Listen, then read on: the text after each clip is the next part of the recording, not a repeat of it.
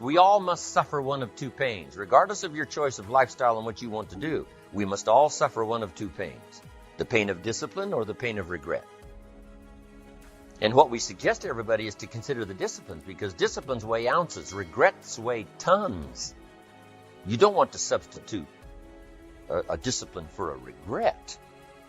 In our opinion, that would be a poor choice. Now, you can do it, but some things are poor trade-offs. The old prophet said, what if you gained the whole world, but it cost you your soul? Would that be worth it? And with a bit of intelligence, we say, no, that doesn't seem worth it. Even if you got the whole world, if you traded your soul, that experience would be so bitter and so awful and so devastating, it wouldn't be worth it. What if you got some gain by greed instead of legitimate ambition? I'm telling you, it might taste good up front, but it's going to turn bitter in the belly.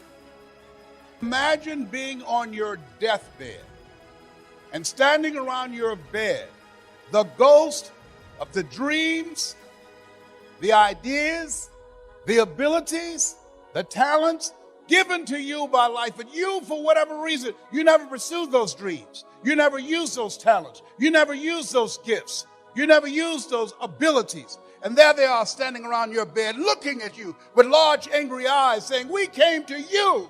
And only you could have given us life. And now we must die with you forever. And the question is, if you died today, what dreams, what ideas, what books, what leadership, what voice, what story will die with you? Our world is and always will be a constant battle between the life of ease and its momentary rewards and a life of discipline and its far more significant rewards. Each has its own price, the price of discipline or the price of regret. We will pay one or the other. It's much easier to complain about the economy. It's much easier to complain about our elected officials. It's much easier to talk about the recession. That's much easier to come up with excuses and why you can't do it. My mentor said something to me, Mike Williams. I want you to write this down. He said, anybody can complain. He said, if you do what is easy, that's complaining. If you do what is easy, your life will be hard. If you do what is easy, complain about your situation, your circumstances. If you do what is easy, stand around and be a volunteer victim like everybody else. If you do what is easy, surrender and give up on your dreams, become depressed and bitter and angry. Anybody can do that. If you do what is easy, your life will be hard.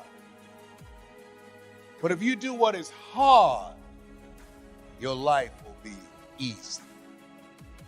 The best way to think about it was to project myself forward to age 80 and say, look, when I'm 80 years old, I want to have minimized the number of regrets that I have. I don't want to be 80 years old in a quiet moment of reflection, thinking back over my life and cataloging a bunch of major regrets.